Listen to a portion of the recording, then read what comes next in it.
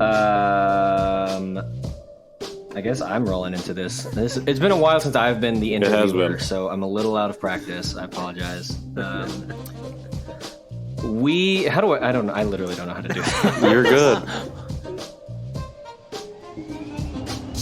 You're listening to the Janchi Show, hosted by 3 Korean American adoptees diving headfirst into what it means to be adopted, Korean, American, and more. And now, here's your hosts, Nathan, Patrick, and KJ. Hello, everyone. Welcome to the Janchi Show. We are back with another recording for your listening pleasure. In some My accent name that I have is no clue. KJ. What country are we in? I am in America, and this is what all Americans sound like. That's definitely British.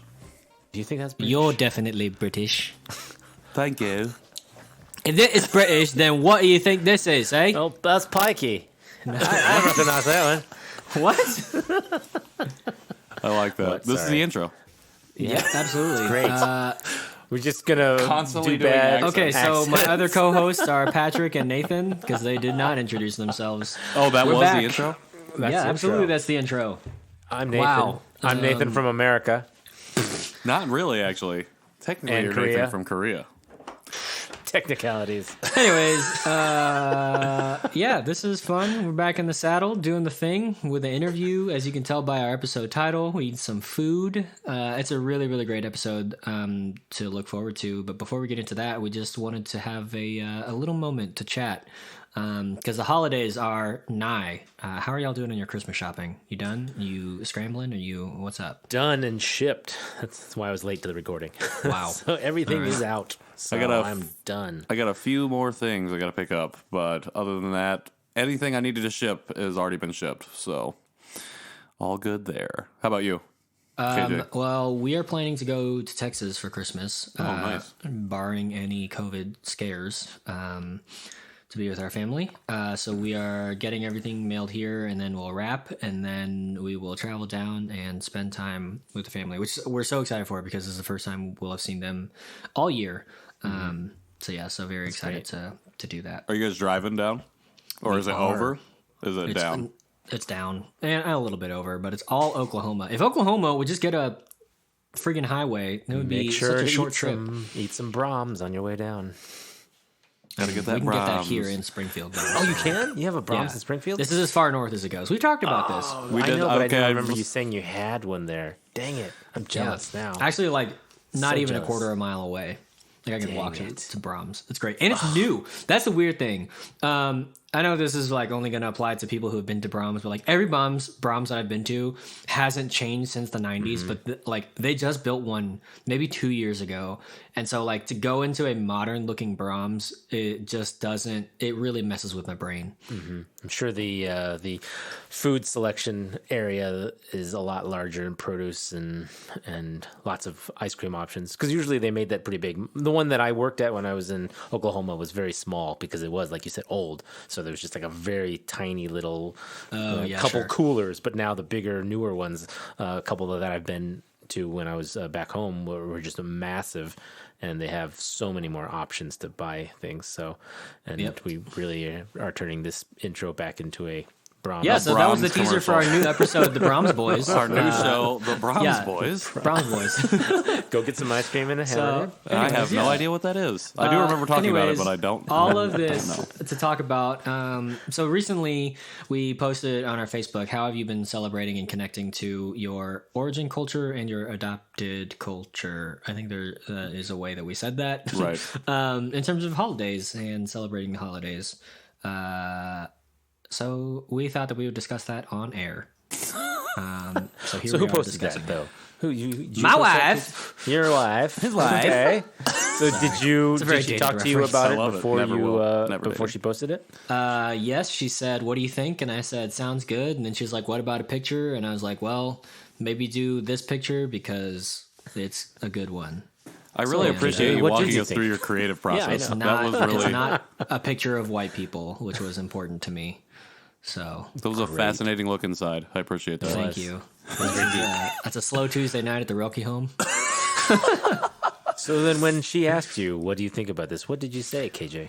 I mean, I said your post looks good, but in terms of the actual question, it's been interesting. I've probably celebrated more Korean holidays in the past 6 months than I have the rest of my life, which is to say we celebrated Chuseok and we celebrated Pepero Day, which isn't even really a holiday. It's just a thing. Well, hey. Tell But that I mean, to all the loved ones in Korea.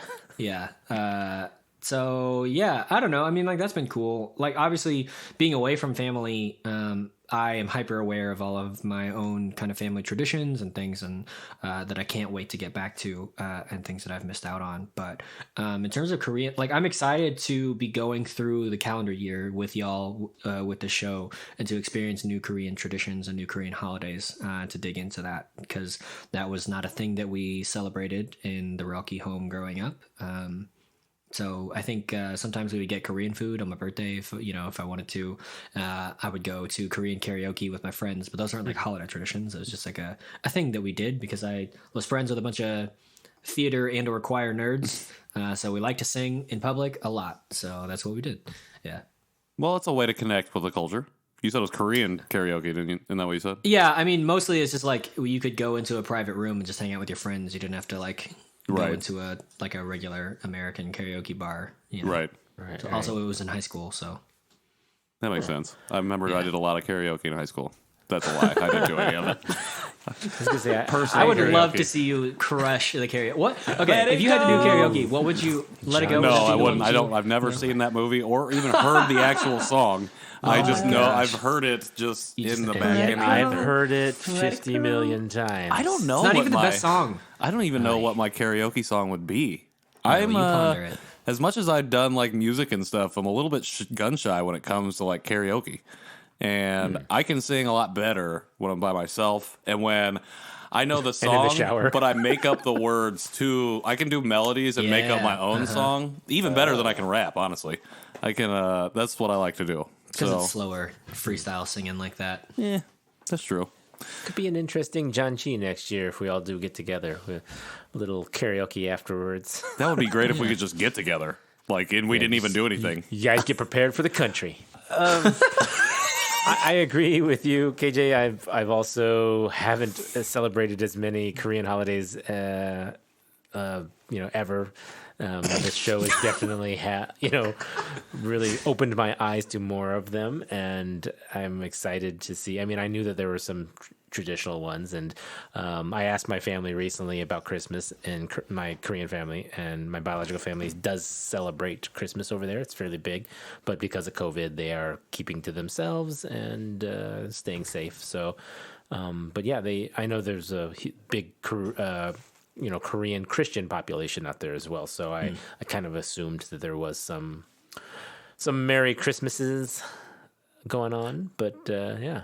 You guys had like the Dole John cheese for your kids, right? So that's one way. That's not necessarily like a holiday, adjacent. but Yeah, it is. Yeah, good point. And a good way to connect. Traditional festivity, yeah. And the only reason I knew about that because I'm a photographer and because I photographed those events. Right. And when I saw that happen, I was like, oh, this sounds fun. And I always enjoyed that. So that's why I incorporated it. But other things that we didn't do, for example, like the 100-day celebration, that's something that we've never really done. We took a photo, I think, for my first Is that when your kid turns 100 days old? Yeah, 100 days old was a big milestone, and we only took a photo of him, and we didn't do it for my other two kids, but they all survived 100 days, so we're all good. Right on. I'm in the same boat as you guys. I mean, outside of like Chuseok, which I feel like I really didn't even participate in outside of like what we like the show that we did. I just didn't really. It was so new, and like I don't know. And I think this is something I've talked to you guys about.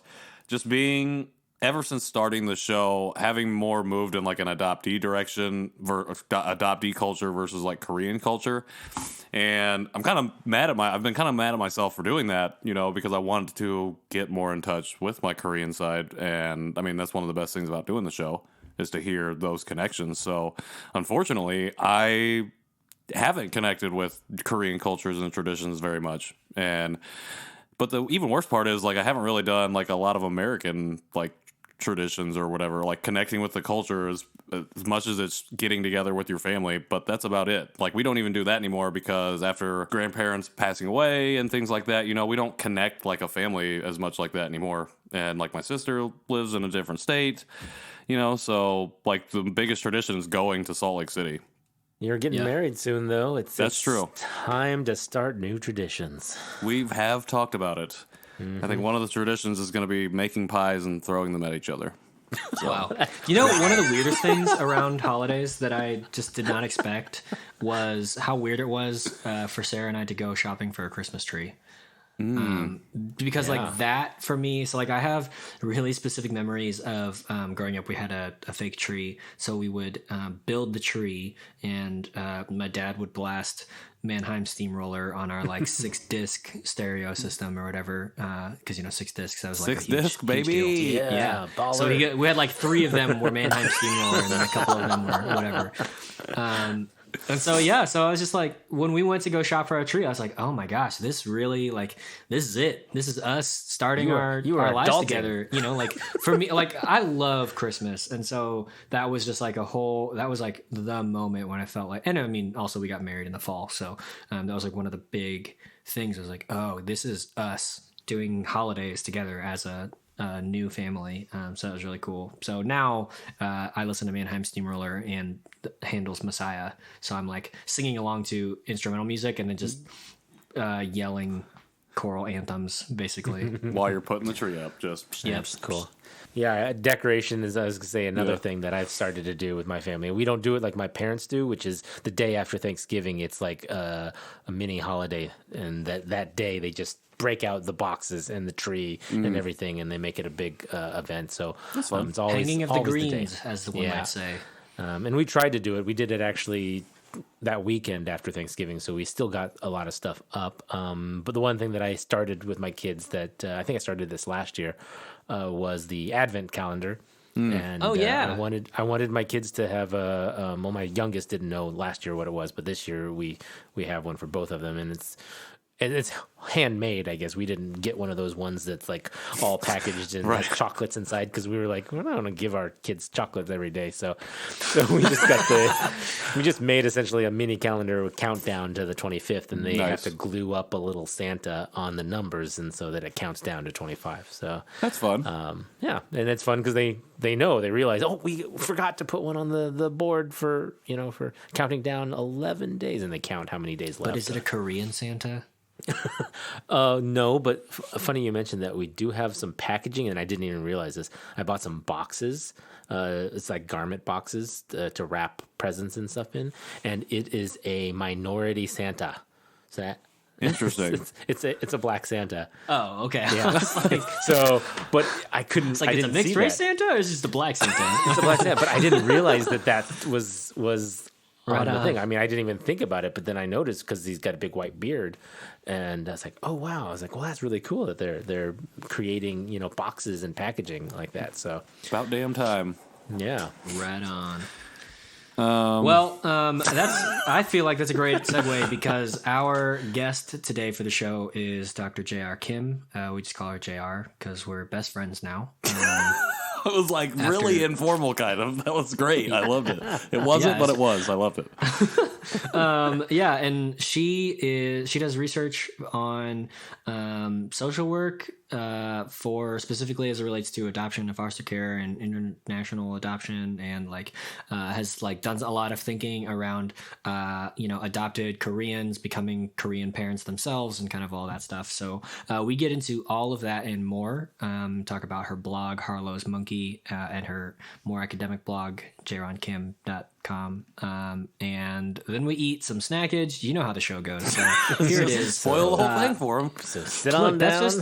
This is what you're about to experience. I told you what I'm going to tell you. I'm about to tell you, and then at the end we won't recap any of it because it's already been recorded. So here we go into the interview with JR right now. Roll clip.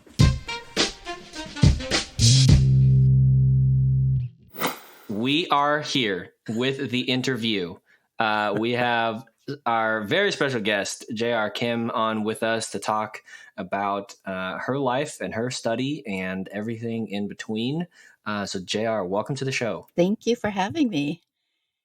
I was thrilled when I found out that you were going to be coming on because you were the first person when you were doing a thing with Jerry. You were the first person to put in my mind the term transracial adoptee or transnational adoptee. And that was just a couple months ago. And that I feel like that unlocked a whole new paradigm for me. So thank you for giving me that extra vocabulary.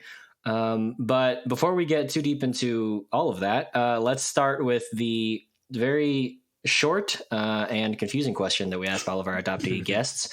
What is your adoption story?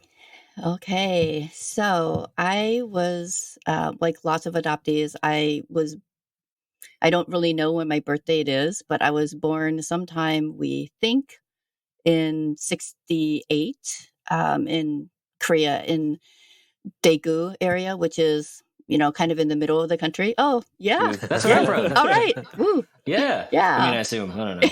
Yeah, right. We've a few from That's what there. we've established on the show as canon, so you are from there. It's like you're either from yeah. Seoul or you're from Daegu. It seems like those are the two popular Well, Busan is locations. big. Busan, Yeah. Busan's big too. Well, so that's what's so interesting is all my paperwork, my adoption paperwork says that I'm from Seoul. And it wasn't until I did my birth family search that I learned that I wasn't from Seoul. So I think like a lot of adoptees, you know a little bit, and then the more you kind of dig into it, the more you find out, oh, that's not true. And so I didn't realize that I'd actually been in 2 different orphanages. I thought I'd only been in one. So I was found February 1970. So do the math. I was about 14 months old, if the birth date is correct. The story is that I came with a note that had my name and birth date. I think for a lot of us, who knows if that's true or not. But I was found outside of Daegu City Hall, and they sent me to a local orphanage called White Lily. And I was there for a little while. And then I think once they decided I was adoptable, then I got sent to Seoul, actually to Ilsan, which is outside of Seoul. And that's one of the Holt, Korea orphanages. And I was there for, I don't even know how long, like another year or so. And then I was adopted to a family in Minnesota. And I arrived in 1971. And I had my adoptive mom was pregnant with my sister at the time. So just about the time that I turned 3 years old, my sister was born. So we're about 3 years apart. And then I have another brother who is my parents' birth child. And he's another year younger. So they had my siblings really close together. And so it's the 3 of us. So I'm the only adoptee in the family. And I'm also the oldest one in the family. Although if you are interested in birth order stuff at all, I don't know if you are, but my sister is actually the firstborn in that family. So it gets weird. Like if you think about birth order stuff. So my parents had 3 children in the home in just about 2 years time, less than 2 years time, in about 18 months time. They had 3 children. Oh, wow. Interesting. So I feel sorry for them. That's a lot. Nathan's Right. like, oh. Yep. Yeah. I Yep. sympathize. So To the middle there. Yeah. So I grew up in the suburbs of Minneapolis, although it might have been, out in nowhere because, like lots of adoptees, there were very few or no other adoptees around. Once I got into high school, I knew of a couple others, but it was really a largely white community. We weren't that far from the city, but we didn't go to the city very often. So we didn't go to Minneapolis hardly ever. We just were kind of in our little bubble.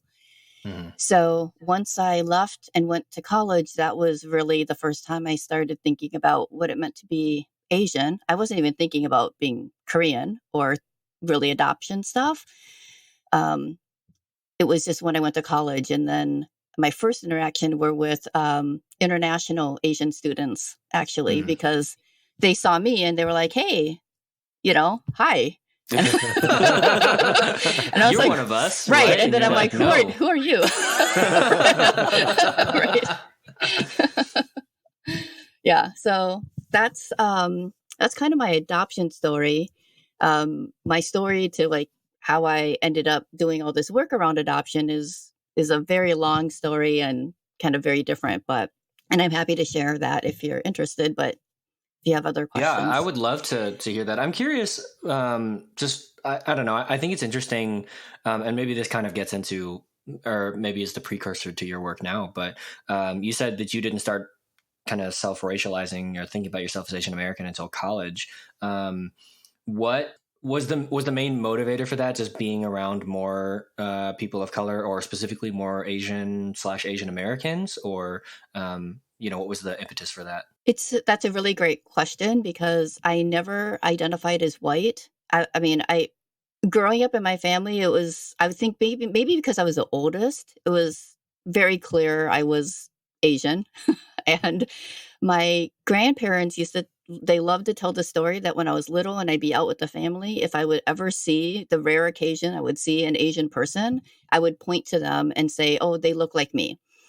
And so clearly I was picking up on the differences and knew I was different. And of course, in my family, adoption, it's not that we talked about it a lot, but it was never secret. It was never hidden. It wasn't anything that my parents didn't feel weird about talking about the fact that I was adopted. So like, it was just normal. But I think because the white community was just everywhere and we went to white schools and white churches and everything was just, I just didn't have anybody to look at to say, oh, I can identify as being Asian because there's other Asians around me. So yeah, I think in part, even though I went to a really small college and there weren't that many people, it was more Asians than I'd ever been with in my life before then. And which isn't saying much. I mean, because, it's like 0 to 10. You're like, wow. Exactly, right? Yeah. There's a room of 5 Asians, and you're like, oh, I've never been in a room with this many Asians before in my life. So that's kind of how it was. And I only stayed at that one college for a year and a half, and then I transferred to the University of Minnesota. And then that's where it was really like, there's so many Asians there at the time. And in my particular major, I originally started out in fashion design, and there were a number of other Asians in my first in that major. I mean, I never finished, so that's part of my whole story. Is I spent many years going to different colleges and trying out different things, and I didn't know what I wanted to do, and I actually dropped out of school right after I had my daughter, thinking I would go back, and that hiatus lasted like 12 years. So I didn't actually go back to school and finish my undergraduate degree until I was 30. I was 33 when I started, and I was 35 or 36 when I finished. And so I just spent a lot of time kind of trying to figure out what I was going to do with my life. And I got into adoption because I was volunteering at the time. And I was volunteering with my adoption agency. They had other programs there. And one of them was mentoring young women who were at risk of being involved in child protection.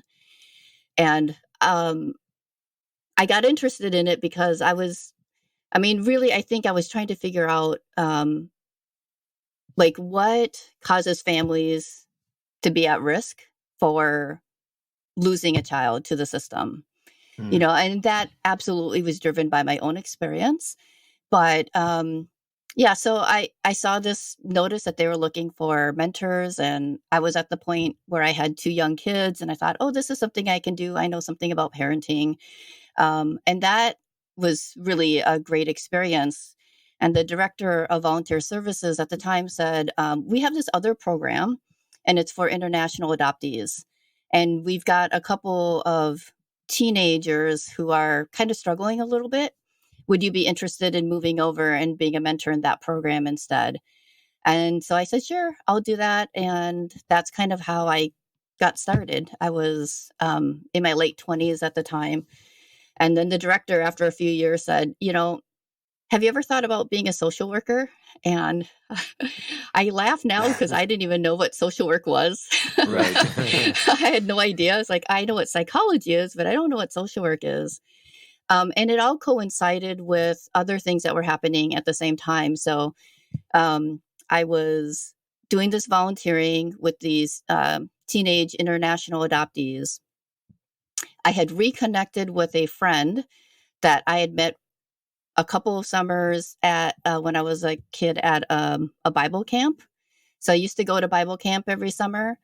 And there was another Korean adoptee that I met there, and we became really good friends. We used to run around the camp and tell everybody we were twins, and you know. But then her family stopped coming to camp, and we lost touch. And I ended up connecting with her. I know this is such a long story, but I don't know if any of you are familiar with in Minnesota. There's a newspaper called Korean Quarterly. Mm-hmm. Okay. Yeah. Patrick, do you I know didn't about know them? that was like a Minnesota publication. I've seen a They couple started of things, in but Minnesota. Mhm. Yeah. Gotcha. And I was just, so here I am, like 29. I've got these kids. I'm trying to think, like, how can I teach them anything about being Korean if I don't even know anything about being Korean? And so I was taking like my first little mini baby steps into trying to cook Korean food, because isn't that the way many of us kind of start? Yeah. So I'd gone to this grocery store, this Asian grocery store, and I was super scared, you know, like, what if they talk to me and I can't talk to them back? And they had this stack of Korean quarterlies, and I took one and opened it up, and I realized that the editors and the publishers were adoptive parents, and they had Korean kids. And so most of the stuff that they had in there was, I mean, there's a ton of stuff around adoption. And I was reading through, and there was this essay by this Korean adoptee who had started a group for other adoptees. And it just so happened that that was my friend that I'd had back in when I was like in first, second grade. Wow, yeah. And we reconnected, and then that really got me. That was like a big catalyst, because then in the next year I was going to Korea, and then I was deciding to go back to school and become a social worker. And yeah, that was. How crazy It was a lot. that, That was a that big- article was your friend. Yeah. How insane is that? Yeah. It really was. The only reason why I knew about it is because she had a couple of these details in there that I was like, I know this person. that kid, I don't know anybody else who could be an adoptee that had these things happen. So yeah, that was really cool. That's amazing. I had a question along there and it went away. So I will come back to that as soon as I think about it. I think there was something about. Okay. So this, I mean, may not have been the actual question, but along the way, as you were thinking of yourself as Asian American, and then you had your kids, which sounds like, along with other things, that was when you started thinking about yourself as Korean American. And then you mentioned kind of before we started recording that, you know, you just went to the 2019 ICA conference and things like that. So what was the moment when you started thinking of yourself as an adoptee, or when that identity maybe took more prevalence in how you understand yourself? Yeah, that's such a good question. Really, I think it was when I reconnected with my friend, and she had started this peer support group for other adoptees and she was living in kind of like mid Minnesota, which isn't close to the cities, right? So she was connecting with other adoptees who were living kind of, that were really separated from any kind of a Korean community. And I think that's really when it started to hit me, like, oh yeah, I've never had any other friends who are Korean adoptees. So I was kind of really thinking about it in that way. And as she introduced me to other Korean adoptees, you realize like you have this connection. Like there's something that you start to tell your story, and everybody's head starts nodding. Yeah, like we get it. We all we get it. get Yeah, it, exactly. right? We know what that experience has been like. And so that's really kind of what happened. And then I don't know if you've heard about these gatherings that happened. And so the ICA is kind of the larger offshoot of it. The very first ICA conference wasn't ICA. It was called the Gathering of Korean Adoptees, and it was in Washington, D.C. in 1999. And I missed going to it by just a few months because I'd reconnected with my friend before it, and she was going. So she came back from that gathering, like super excited about all these adoptees, 400 and some adoptees in one place. Honestly, that was the first time I realized that there were adoptees in Europe and in Australia, like, because, you don't know what you don't know. And she came back and she's like, oh, there are adoptees from like Sweden and Norway. And like, that just blew my mind. And she was then said, I'm going to go on this trip to do a birth family search and go to Korea. Do you want to come with me? And that was going to be the next year.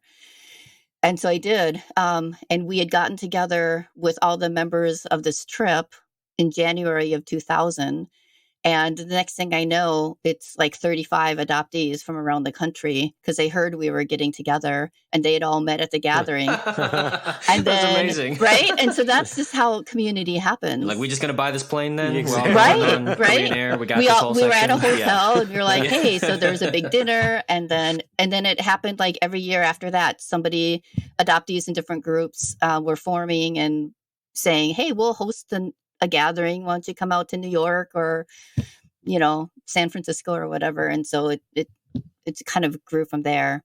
And then I was listening to your podcast with Glenn Morey, and he was talking about the con conference. And so I went to my first con conference in 2001 and went to a couple of those for a while and took a break. But then I've gone to several of the last ones, like the last 4 or 5 years, I've gone to the con conferences again too. And then I've been to 3 of the ICA conferences in Korea as well. Right on. So I just want to jump in real quick.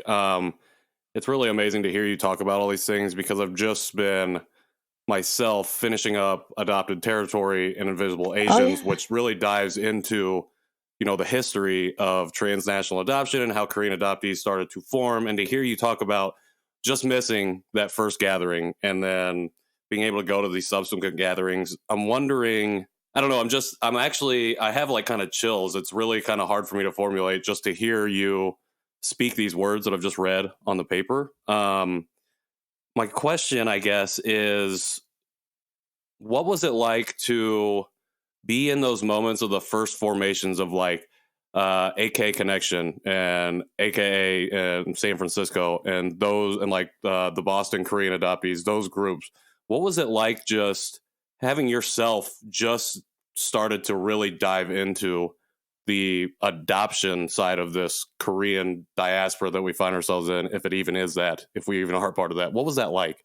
I'm just like, I don't know. Sorry. I'm just like so wrapped up in it. I'm like, I can't wait to hear what you have to say because I'm just like, it's crazy. But yeah, I just want to know kind of what that was like from your perspective. Yeah, well, I think the first thing I'll say is absolutely we're part of the Korean diaspora. And I think that we've had, as a group of people, we've had to fight to be considered that. Right. So when I was first starting to think about being Asian American, I mean, not even Korean American and not an adoptee, but just Asian American, I was reading all these books, Strangers from a Distant Shore, Asian American Dreams, Honzia, like all these really important scholars in Asian American history. And I used to say that we were only a footnote in the history books because literally there would be like a footnote that said also included are, military brides and adoptees. So we were never ever really the focus of that diaspora, but we absolutely are. And I think, at the time we didn't know that we were starting this important chapter in Korean adoptee history when all these groups were forming. I mean, I remember being on the plane coming home from my first trip to Korea with some friends saying, oh, we should start another Korean adoptee group in Minnesota. And like within minutes, AK Connection had started. I wasn't part of it, but I wasn't the only one. Clearly there was a need and people were responding to that need. And I think because we were getting to a certain age, that first gathering, adoptees that had been here since the 50s and the 60s were now old enough to start saying, this is what we want. This is what we need. We don't have a community outside of our parents. So we are going to form our own. And I think that's what happens to a lot of communities. At a certain point, you take the reins yourself and you say, this is what we need and this is what we want. That is amazing. I just think that because what I've been reading in these books and why they've stuck with me struck such a or been so transformational for me is because I feel like they really impress upon the reader or the audience or myself how important these first adoptees really were in forming not only the community, but being able to allow us now, this current generation, to do what we're doing right now. I think that this is such a short history. 53, if you think about it. I mean, maybe a little bit before that, but right in that first official year of that transnational adoption, it's not long. It's not even been 70 years. And there's so much that has happened in that time, and so many things that have not only had to have been formed, but battles that have had to have been fought and won. And I really just want to thank you for giving us the opportunity to just speak with you and to hear about some of these experiences. But just for the work that you've done in that time to allow us to be able to do something like this. So I don't have a question. I just wanted to say that just because I'm in complete really awe funny and reverence right now. So I feel like we usually get to this point like by the end of the interview, but Patrick is starting. Like, no further questions. Just thank you for being here and validating our existence. It means a lot. It just means a lot to me right now. So yeah, that's why I'm saying that. I appreciate that so much. Can I just say though that I feel like I'm not really the generation that should be given credit. Like there are adoptees who are here 20 years before I came here, who I think really paved the way. They're often not acknowledged because the work that they did was so individual, and they did work in their own communities before we had the opportunity to really gather. So I appreciate that, and I feel the same way to all of the other adoptees who set the groundwork so I could do my work, really. So my question, going back to what you said about finding your friend who convinced you to go to Korea to look for your family, and then it just built from there, went from 2 to 4, 35 or something like that, right? Yeah. I mean, that's something that kind of baffles me in a way, because I think a lot of people go through that search on their own, individual, by themselves.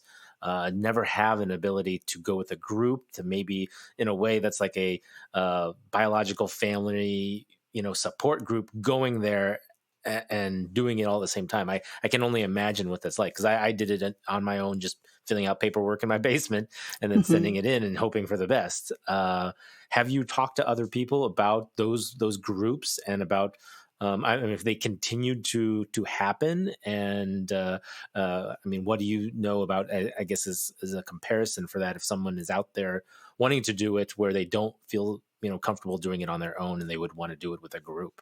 Yeah.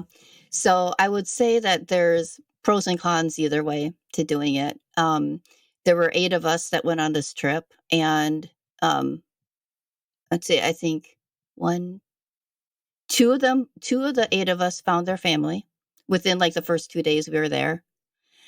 Another person had a family claim them, but it turned out that it wasn't a match. And no, I'm take that back. 3 people found their family. It was just like whirlwind, like within days of getting there. So yes, there's support because we're all in the same boat and we're all doing the same thing.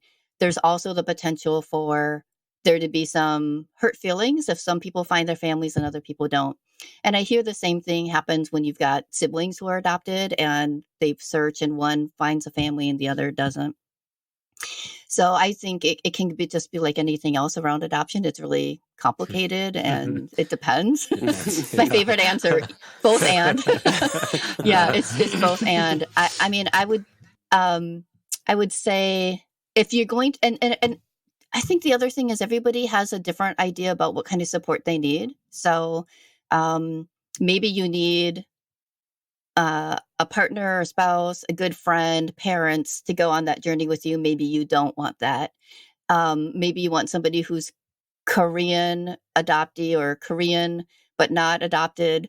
I think everybody has their own needs. So kind of identifying like what kind of support you think might be the best. Like for some people, because it's such an emotional journey, having somebody else who's never been to Korea before or haven't gone through that experience with you, it's tough because you don't want to be taking care of somebody else at the same time as you're trying to figure out what you need.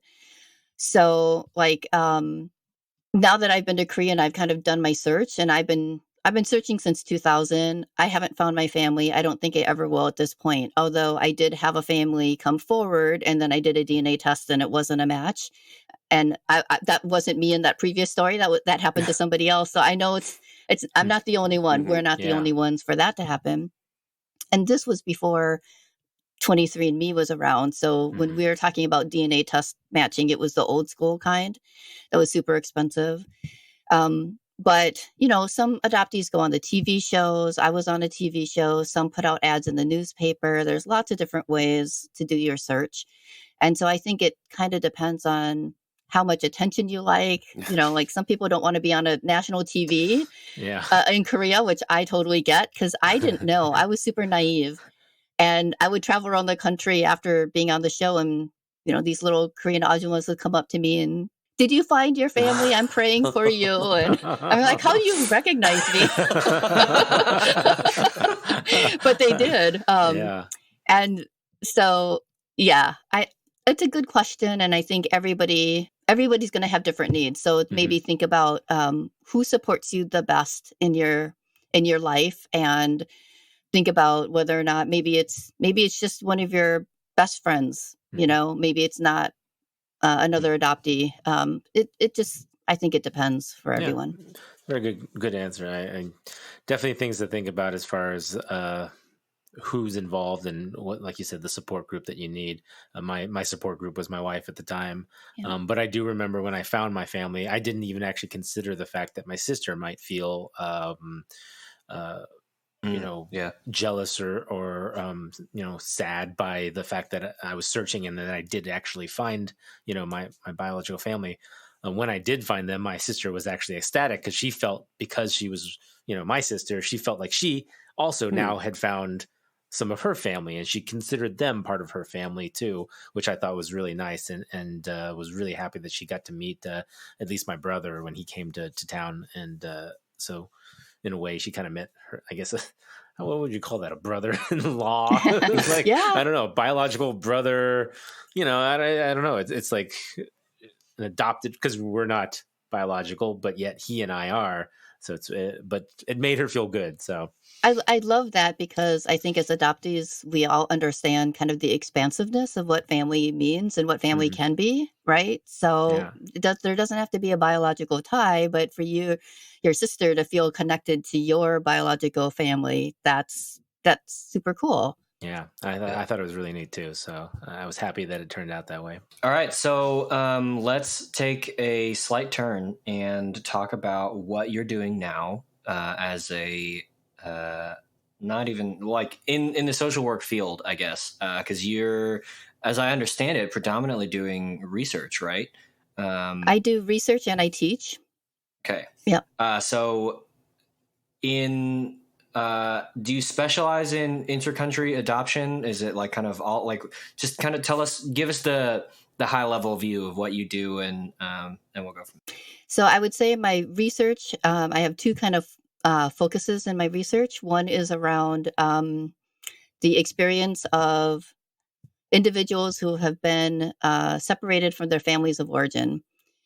And so that includes foster care and adoption. And so in addition to doing research on intercountry adoptees, I also do research on foster care. I'm working with an organization right now doing a kind of a large study looking at foster parent recruitment and retention in the United States.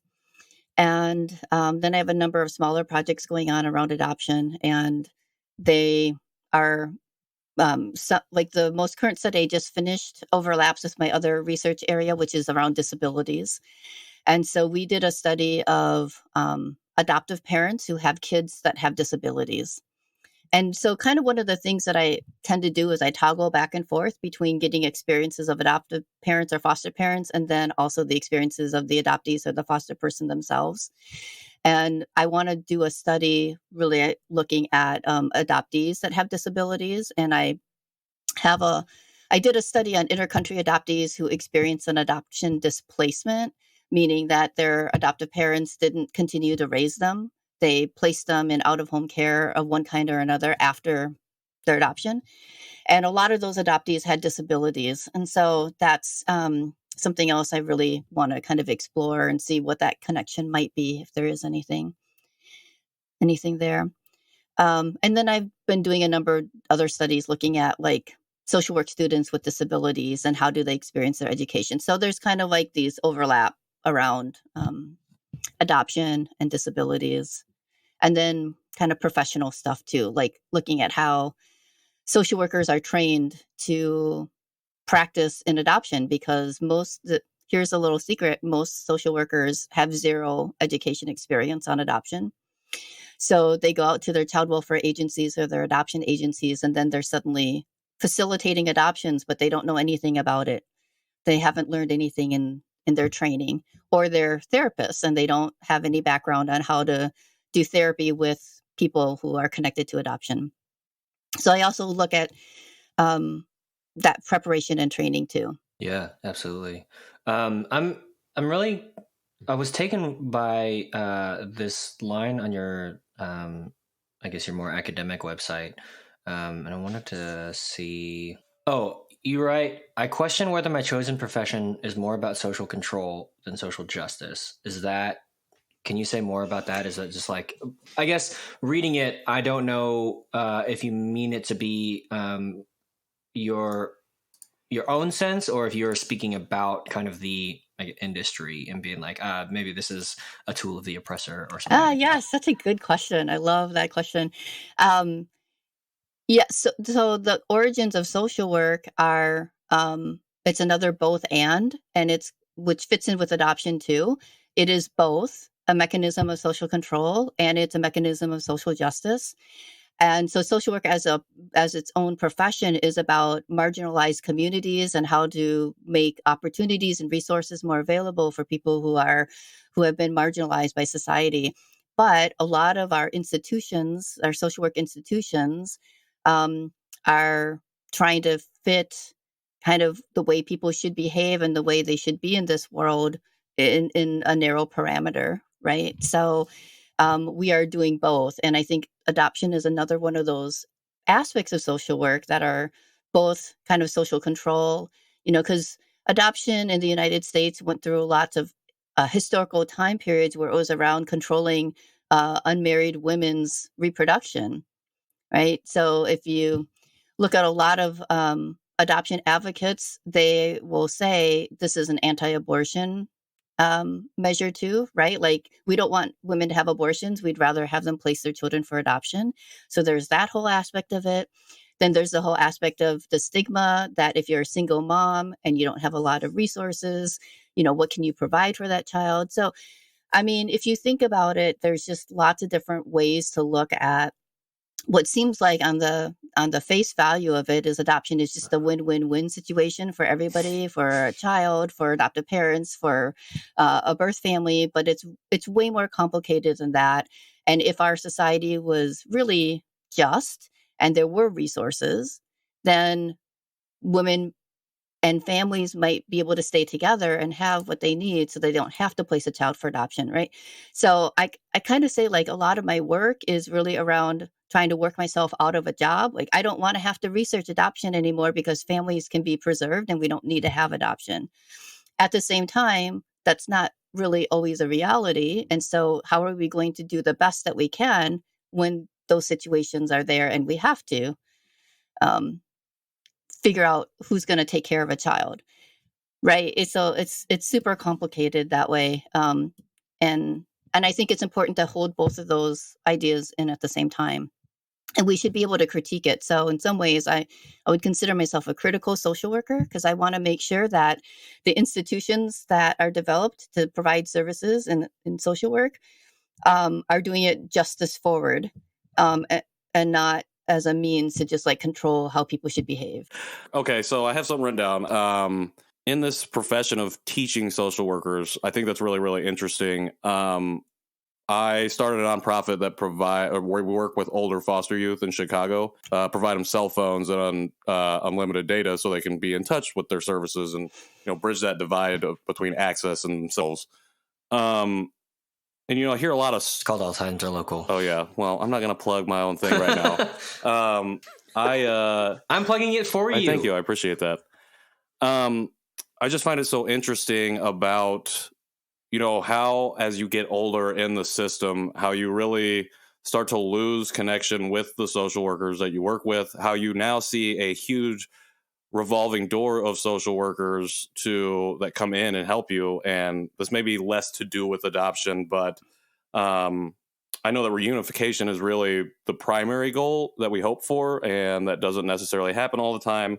And I was wondering what you would say, or what you try and teach the social workers that come through your class about working with older youth, in terms of what to expect and how to help facilitate that aging out process if emancipation is the only answer. And I've realized that this question isn't necessarily have to do with anything other than my own specific thing.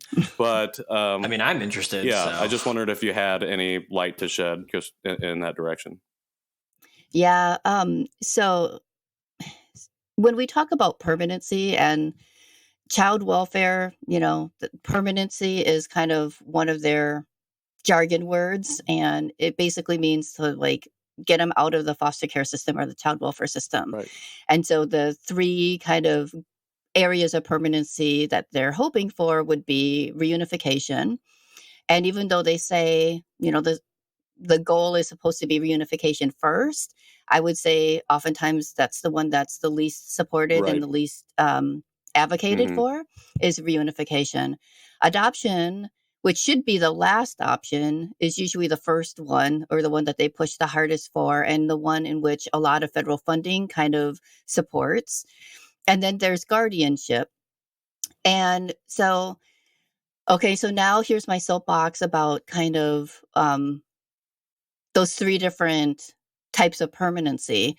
One of them, you tend to lose all of your identity, and that's adoption. The other two are the ones that actually can support and have more of a continuity of your identity, which I think for young people is super important. Mm-hmm. Adoption also has a tendency to encourage severing all the connections that you had before, whereas guardianship and reunification do not.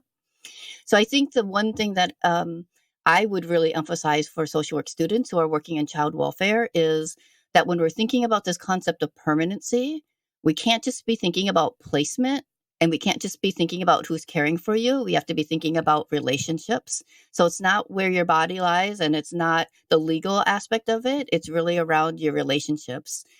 And so we should be helping all young people have as many healthy and really robust relationships that are continuous. Because, I have two young adult children. They're 22 and 26, and we're still supporting them. They're adults, but we're still supporting them in so many different ways. And how can you expect any kid who's been in the foster care system for any amount of time, I don't care if it's 2 months or if it's 10 years, to be able to go off on their own and live as an adult independently and say, well, we want you to do what we're not willing to do for the kids that we have, which is to continue to support them as they make their way into adulthood. So it's really around what kind of relationships are you helping support for that young person so that they have resources as they get older, and not just financial resources, but just who are they going to call if their car breaks down or they get stranded someplace, or, you know what I mean? It's all those things that you do if you have a whole network. So it's really around social capital and being able to have a strong support network for them. I need to have a side conversation with you about some things with our nonprofit to pick your brain on. So, Go into a breakout room. This may be cut out, but Back. seriously, definitely want to have that conversation. Thank you for that. I appreciate that. Yeah. I did work in child welfare for a couple of years, and I was working as an adoption social worker for kids who are in foster care. The majority of the youth I worked with were between 12 and 17, and the goal was to find them adoptive parents. And it was so interesting how I would read home studies, and I will just say they were all Black, Native American, or multiracial, and 70%, 80% of the home studies I would get for them were white families who lived out in the country, and they wanted to homeschool their kids, like, so I just kept thinking about, like, how is this family who they don't have any other kids in their home. They have the best of intentions, but they want to adopt a Black 16-year-old and homeschool them out in, 60 miles away from the nearest urban area. It just really didn't feel like it was about what the kid needed. Right.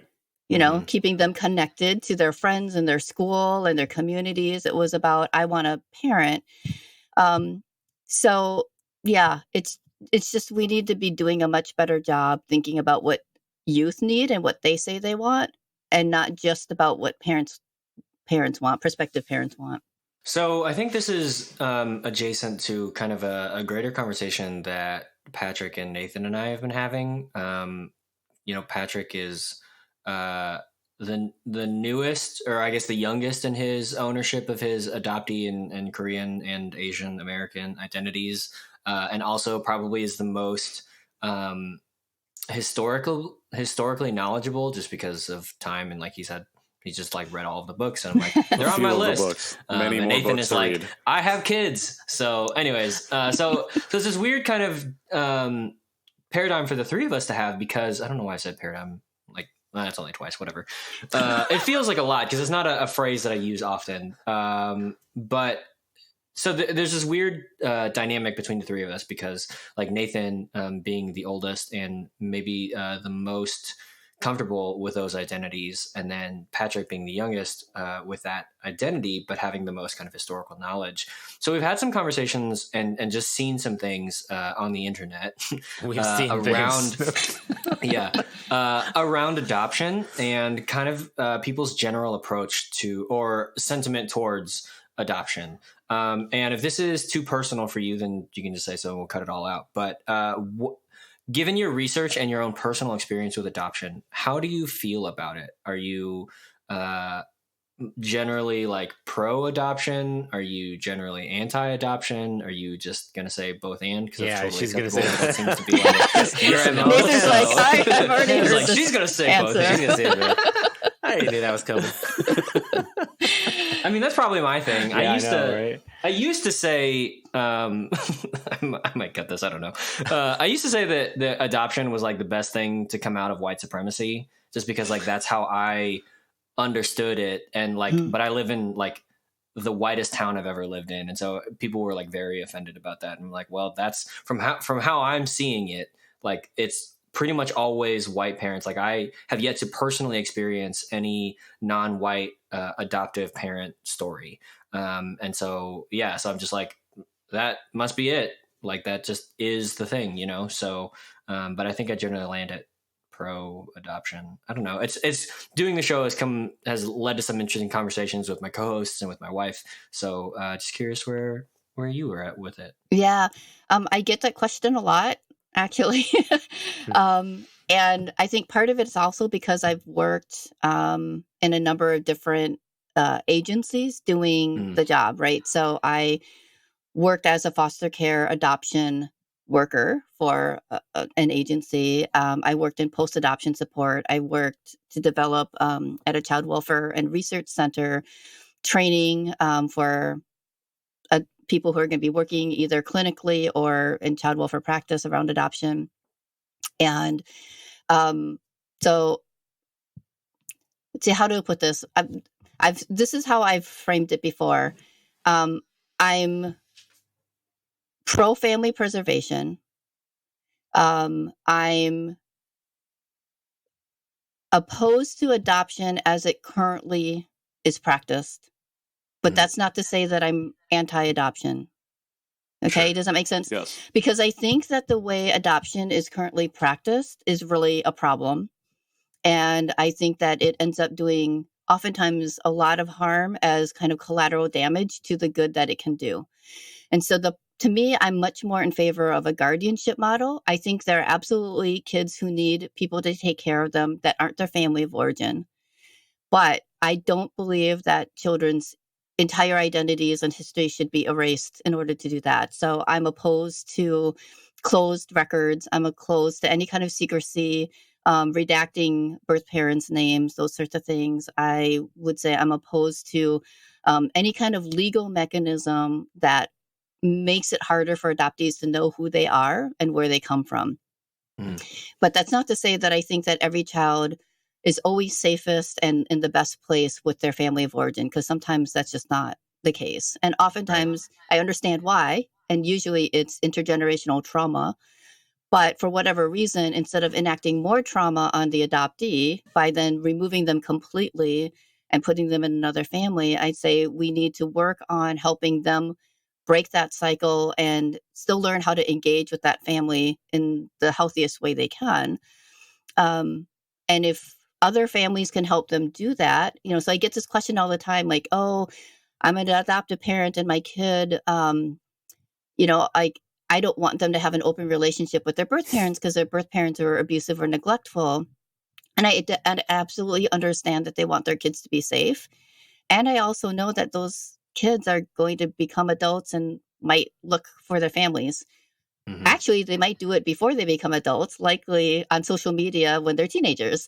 And so if we're not helping them practice good boundary setting and also knowing what healthy relationships look like and talking about it in the context of their multiple families, then they're going to go out and maybe have the potential to have more difficult relationships with their birth families when they do go out to find them. So, I just really believe that we should be more open and we should give kids more skills on how to navigate these relationships, not just and I get we want to protect them, but in the end it doesn't protect. It makes them more vulnerable in a lot of ways. Yeah, absolutely. Thanks for answering that. Cause I don't know, like that's hard territory for me to have any type of intelligent discussion on, not least because I've done basically no research into it. So it's all personal experience and anecdotal, but yeah, so I appreciate that. Kind of wrapping up, what are you most excited to be thinking about as it relates to your research or just something fun? I don't know. What are you like? It's in your brain space and you're like, oh man, I love thinking about this. I don't know. God, I love thinking about all of it. So I don't know if I can say anything in particular, but in terms of the research, I guess what I'll say is my goal really as a researcher, like if there's one thing that at the end of it all, people will say is, I really want to elevate the voices of the adoptees themselves. And I feel like the research is it's really burgeoning. And so I just hope that I can continue to be a good steward of adoptees' voices. And I feel like my job isn't to, like create some fantastic body of research as much as do what I can with my skills to kind of leverage the voices that all of you are already doing in your different ways, right? So podcasts and people writing their own stories and narratives and memoirs, and research is one of the different ways that adoptee voices get elevated, but it's not the only way. And I don't think it's necessarily should be held up to a higher standard as everything else. I think all ways are equally good. So as an adoptee, I can say that you have definitely been doing that. It's on my journey. When I got started, Jerry put me in touch with Sarah Park Dolan as somebody to reach out to. And she said, you need to check out Harlow's Monkey and learn from there. And seriously, it seems like every week there's a million resources or things that you've shared or are sharing or amplifying that I'm like, how am I supposed to get all of this stuff in? How am I supposed to get all of this stuff? But seriously, it's a huge boon for me and personally, just on this journey, especially as I dive into the more historical side of it, really digging into, the history of adoption and those first adoptees, those things that you provide are extremely valuable to me. So thank you for that. Thank you. Yeah, I love reading books that kind of help me understand. I would say going into social work, and it was just in some ways it's a good excuse for me to do all the reading. So adopted, Alina Kim's book is like, oh, I bow down to it. Same. It's amazing. Yeah, but there's so many, and what I For try the to listeners do at home, Patrick just bowed. what I You what didn't I do it try into the mic so they couldn't see you. I feel like my blog, what I'm trying to do is just help other people have access to the same great education that I had, that helped me understand. I again, like, I feel like my great goal in life is to help me understand how a kid from Korea could end up in a white Scandinavian Minnesota family. Because it doesn't just happen. There's all these things that had to happen for that to happen. And I want to try and understand all those, what systems, what cultural attitudes, what politics, like what all happened for that to exist. How can I be where I am right now? And I feel like that's kind of my lifelong journey, is just trying to figure out better what that connection is and how that happened. And you're probably helping a lot of people on the way, though, with that blog and that journey of yourself. I mean, it's the blog is great, which again, you mentioned it briefly. Harlow's Monkey. You said it's been around since like 2006. 2006. Mm-hmm. Yeah, so it's been around for a long time. Explain too briefly, what is Harlow? What is the origin of the Harlow's Monkey? Yeah. So I was in my social work program, and I was talking to my husband about Harlow's Monkey and saying, this is like what it's like to be adopted. So Harry Harlow was a psychologist, and he did these experiments because he was trying to understand the nature of love and attachment. And so you can't, like in an experiment, a scientific experiment, you don't remove babies to do this, but he used baby monkeys because they're most like, how humans interact. And so he had these fake monkeys that were made out of wire, and one of them had a bottle and had food, and the other one had a terry cloth covering. And the baby monkeys, when they got scared or frightened, were more likely to go to the soft terry cloth monkeys than to the ones that just gave the food.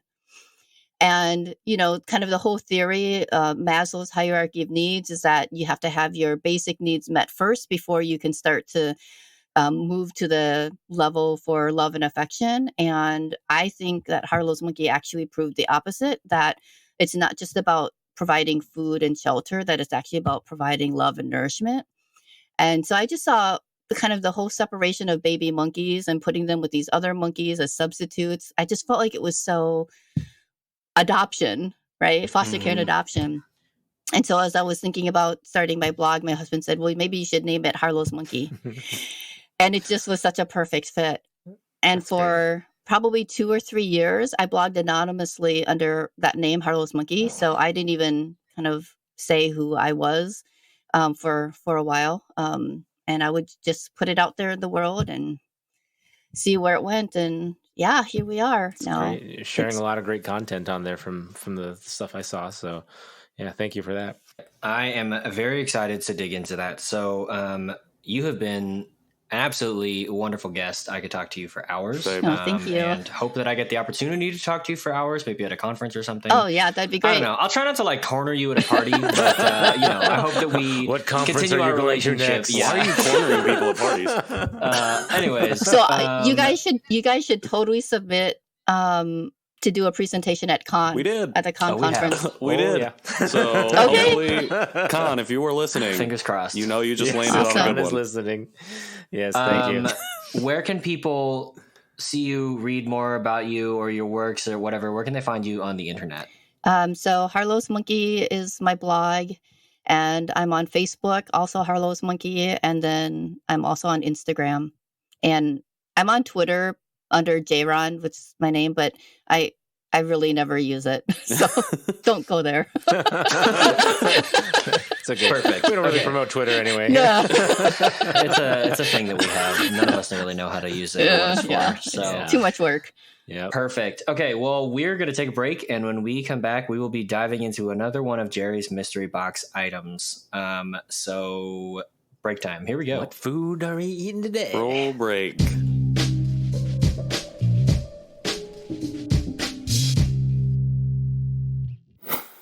Welcome back to the Janchi Show. You know what time it is. It's food time. Food time. We are here with our terrific guest, JaeRan Kim, and she's going to be joining us for, well, what are we eating today? Someone show. Oh, what do we got there? Neoguri. Seriously, Okay, what does it so- say? Probably totally butchering it. Seriously, what does it we say? have ramen. Here's the deal. We have ramen. I definitely read it the same way that Nathan just did. I opened up the package and it was like, Neoguri. Okay. And then I saw the Korean up in the top right. It's Neoguri. Neoguri. Yeah. Because EO is Which like that feels- hard O, like that low. Yeah. Well, it's like Oh, that yo. soft O. Okay. Yo. It's somewhere between ah and o. It's like I say you make an O shape with your lips, but make an ah sound with your mouth. No. This is why I can't learn the language. Neoguri. I can't do Neoguri. those. That's really pretty good. That's the only one that I would not have known. Oh, Yeah, that's the only one. it means So- raccoon. Great. It means Oh. raccoon. Great. Time out. It's a raccoon. There's Our producer- raccoon in this? Wow. Oh, that Okay, so does here's say the deal. contains Now I gotta raccoon. read the ingredients. No, I'm just kidding. It This doesn't is- say that. It doesn't say that. It does say anchovy extract, ginger, So this is spicy seafood flavor by Nongshim. tuna extract. This is the first time we've ever had to cook for the show, so Yep. that's exciting. Even though it is just ramen, And it's the first time it's somewhat spicy of an item. So Oh, wait, yeah. what about the kimchi? Didn't you do kimchi? we all had kind of mild versions of it, I think. So Mine was like a Oh. medium It's like it- spice. yeah, it wasn't yeah, too it's bad. spicy, but not like crazy spicy. So I think this Yeah. is a good warm up though, because I still want us to do that spicy chicken one. So Ooh, that yeah. yeah, that hot chicken. that volcanic chicken. Yeah, Dude. yeah. I think we need to do that. I one on air. am not ready for this. So, okay, wait. Question, because we've never done the spicy food because we Yeah. don't cook on the show or haven't know. yet. Do y'all's nose get sweaty when you cook or when you eat spicy food? Is that just My me? whole face gets sweaty, and the rest of my body. It But I like depends it. on how spicy. Like my forehead sometimes sweats a little if it's really spicy. Okay. Just my and if- nose runs. Oh yeah, that too. Yeah, nose Yeah, I feel like that's it's a a pretty big one. classic. Yeah. Yeah. The worst one is if one time in Thailand I had something so spicy it actually gave me the hiccups. Oh, that was terrible. I And bet. that one was really that's spicy. I mean, if you it was because I thought it was a green bean and it turned out to be like some A sort hot of Like like a a ghost pepper or something Thai like that? chili serrano or something. It Amazing. literally almost made me die, and I got the hiccups afterwards. So that Interesting. is for me the height of spiciness is if I get hiccups. All right, you So- guys dig into this. I'm going to disappear for 1 second. I'll be right back. Keep going. Keep going. So go. Wow. Okay. Well, anyways. So we have the noodle soup. It you cook it just the normal way you would cook any of these packaged ramens. You put water in it for 3.5 minutes or 4 minutes. I have never and- made ramen this way. Really? Yeah. I Yeah, mean, I I've- know that's the college way. I've only done stovetop ramen. Yeah, it's the quick way if you don't have like a boiling pot, and then you just stir it. And Yeah. everything mixes. The noodles hopefully are cooked, and you hopefully don't JR, burn have your you mouth. had this before? Not this brand. I usually get the Shin ramen. Yeah. Okay, that's what there I was you going to go. say. That's the Shin one that I ramen. get. Yeah. That's I think that's the classic popular one. Yeah. So It's been floating around in our Facebook group yep. because someone mentioned it and then I posted about it and stuff. So Shin Yeah. Ramyun Yeah. is the thing. Yeah. That's very popular. I mean, you can get is that cases of that at Nongshim too? Costco.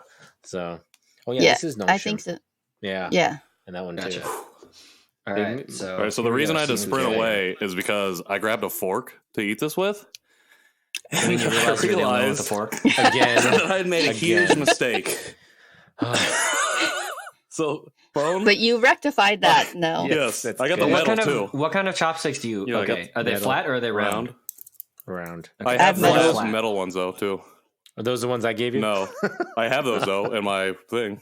I got like 12 Okay, pairs of see how this chopsticks is. too. Okay. These came from my time in Korea, so I'm very sentimental about them. Oh, I'm out of breath. Ooh, that's good. Yeah. It's so hot.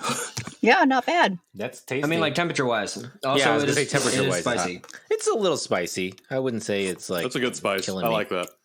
I mean, Got a good flavor. here's okay. The other thing is, I did not know that I had signed up to do dinner because for me, as the time of recording, it's about to be dinner time. You're gonna eat So that while whole Patrick thing. is over here, Patrick is over here doing intermittent fasting, and I'm over here eating 2 dinners like a hobbit. So there you go. That's what I'm about. Second breakfast. What about second dinner?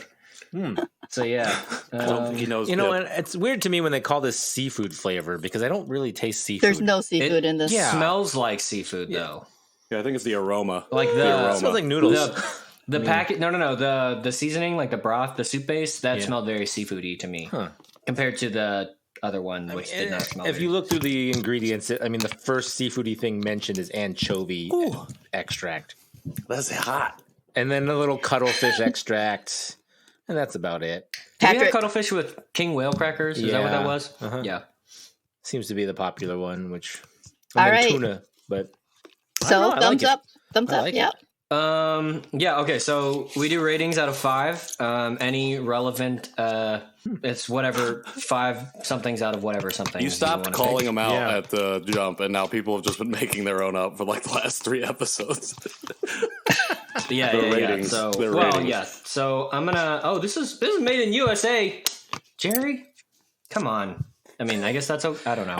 Maybe Jeremy? Yeah. Maybe It's Nongshim has a distributed. factory. It says manufactured and distributed, so through Nongshim America. So I mean, I assume they have to do Classic that based Jeremy on move. the FDA. Classic Jeremy. He's not here. Call back. Yeah, that's fine. All right. So how many Neos do you give this Guri? Let's start with Patrick. Wouldn't it be more no, or not instead Yeah, of Neo? but because my initial reaction was to mispronounce it Neo. So Me too. I was thinking Matrix when I saw that. I know, right? Yeah, Yeah. it's totally like So- Neo. Anyways, I like Patrick, it. I what's your like it a rating out of lot. 5? I'm gonna go with a 4 out of 5. Neos. Maybe that's Neo. There's a little dynamo. That's just the literal temperature of the food is making it hard for me to speak, and I'm also sweating now. I would have gave it I don't know what's keeping it from a 5. I think there's just one thing missing. But one of the good things, or one of the reasons I'm giving it a 4, I like this microwave symbol right here that says, this is how long you microwave for. It's got the instructions on the other side, but just in case you don't want to read all that, boom. Shout out The Nongshim picture is for worth that. 1,000 words, and that picture does not waste any. I of its appreciate 1,000. that. So four Neos out of 5. Oh, I'm sweating. It seems that I took a terrible time to take a bite. So Slurping over here. Well, yeah, JR's digging into straight it. You slammed that. sipping it down. just Do you drinking like the broth. Do you like Yeah. spicy Champion. food typically? I do, and it's all about the broth for me. I get that. That's true. Yeah. I will say, yeah, this broth base is really solid. Yeah, Not I bad. like it. It's Yeah. pretty solid. Have you had Mike's ramen? Mike's ramen? Mike's Mighty Ramen. They have a No. really good Yeah. broth. It's not Asian. Sorry, it's not Korean, but they have a really good broth. that- Very thick. Is that in the orange packages? Is that Mike's? Yeah, there's multiple Oh. flavors, but yeah, those are really good if you want a really good broth. I do think this is a good broth. It's hard for me to see into it. Can you Yeah. see into broth? Well, I guess I'd have to take. Oh yeah, Patrick, I'm surprised you like ramen. Well, wait, actually, how do you feel about broth? Are you like no on the broth because you don't like murky water? Oh, no. Or any type of murky Murky water, that's more milk specific. When I look at a liquid and it's got a milk base to it, that's what makes the murk. No, this is a good broth. I think it's got a really good taste. It's got a good flavor balance, I think, between spice and not so spice. And then, yeah, it's just good. Solid. Broth like a drink. I'll say that. All right, I'm gonna give this. You know what? I'm gonna give this 4.5 out of 5 raccoons. And here's the deal: when I make ramen, I like the stovetop ramen because then I can add an egg, I can add garlic or seaweed or whatever. But when it's in a cup, I don't have all that fun flavorability, you know. So that's the only thing holding it back. Otherwise, I'd give it a perfect 5 out of 5. In fact, if I had the stovetop version, it would be a 5 out of 5. My nose, I don't know if you can see this on my B cam. My nose is properly sweaty, so it's a great level of spice. I am wearing like 1,000 layers because it's very cold here today, so I'm a little hot. But yeah, the nose sweat is the sweatometer is a good spice indicator. So 4.5 out of 5 raccoons. Sweatometer, I like that. Smell goody. So, as far as the spice meter for you on a scale from say 0 to 10, what level of spice is this for you? Where would you like to go higher, lower? Okay, so give me what 10 is for you. Is 10 like it would destroy me, or 10 is perfect? 10 is like you're in pain. Like the last Okay, sauce so on 10 Hot is Ones. I'm in pain. The last one. Yeah. You don't ever want to do another 10. So that means what, 5 is just right? Yeah, I'd say 5 is just right. Okay, great. So I'm gonna say this is a 5. I think this is really good. I think I could get to the broth, but that might actually put it over for me because living in the Midwest, I just don't eat, like, they just don't make spicy food here in the Midwest. So my ability to eat spice has maybe decreased in the years that I've lived here. So this sits at a perfect 5. JR, your thoughts on this? How many microwaves out of 5 do you give this? I think it's pretty decent. I'd give it a 4 microwaves out of 5. I love that. Yeah. Okay. I think it's not seafoody, so I think that's the one thing that's putting it down for me. But the noodles are chewy and they're holding up in the broth, and the broth itself is good. It's not. I don't think it's too spicy. I could go maybe just a little bit more, but not a lot more. So you could use more seafood. You think the seafood would put it over the top for you? Yeah. Well, it's a little false advertising if it says it's seafood flavored That's a and good it's point. not. Right. Yeah. That's a good point, I Nangshin. agree with that too. Well, Yeah. Nangshin, you listening? You put all the seafood in your chips. Maybe you need to. Oh, man. Maybe you need some shrimp chips and just crumble those up and put it on top. Then you'd never need to eat sodium for the rest of the year. Yeah. Right. Well, actually, Nathan, what is that's the just a sodium of this? morning sodium intake for him. Yeah. This is only 62%. I mean, this is like an appetizer, right? So. Nathan's the person that literally takes the lid off the salt shaker and just dumps it out. It's not a prank. It's what he does. Just kidding. You know, deers have salt licks, and so do I. yeah. Wow. That's good. How many Neoguris do you give this round? I give this. I agree. I give it 4 microwaved raccoons as well. Well navigated. Microwave raccoons. Well navigated. Never a part of the rating system. I'm for it. I like the spice level. I think for me, same thing. I could use a little more spice. I could go one notch higher for perfect. Seafood too. It needs a little tad extra flavor of something. Maybe add some fish sauce or something. Make it a little pungent, a little more. Or umami. little fish cakes, dried up fish cakes or something in there. Something in there. I like you said. I agree with everyone. Okay, Patrick is dying. Patrick, on you there. okay? Did you You try got to the drink chili. the broth? Fire. So Patrick will. It should have come with a little guide water for you. Ooh, Yeah, did good you hope call you on brought the a side chaser? water. Yeah. There you go. Yeah. Oh, that hurt me. And I do want it to be a little more, like involved. So I would take this out normally and add it to like an egg or some vegetables and things like that Yeah. normally. So Yeah. no, I feel like the way I'm eating it right now is what I would do in college. Yeah. And so Okay, so that actually reminds me. JR is the only person that actually bought this. How does this price point compare to the classic college Maruchan price point? Do you know? It's more expensive. Yeah. It's Okay. like, well, I don't know. It's been a while since I bought the regular. It's been a while. Yeah. Oh, nice. I mean, I haven't been in college in quite some time. So. But you're also like a perennial academic, right? As we found in your That is your interview. true. That is true. So, I maybe just you're keep going to always in school college. forever and ever. But I could ask my kid because my There you my go. 22-year-old would tell me. Well, we had such a fantastic time talking with JR about her adoption story, her perennial academia, and everything in between. So listen to that on our podcast, The Janchi Show. That episode drops on Wednesday, or it's already dropped, depending on when you're watching / listening to this. and Patrick, when you're done chugging your water, Oh my god. milk. This broth Patrick, is good, though, milk. actually, though. I know. You can find me. Oh, my throat is on He fire. also had allergies earlier, to be fair.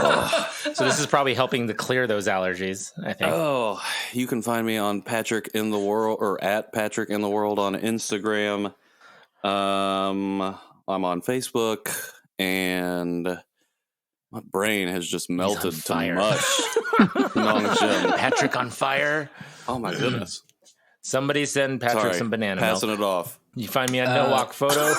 And you can find me at KJ Relke on all the places. Please get in touch with the show at Janchi Show on all the platforms, or send us an email, janchishow@justlikemedia.com. Shouts out to Zach for being our very first emailer. We super appreciate it, dude. We're excited to read more emails from you. I think that is it. You okay? Yeah. We're excited to read more emails from you. Yep.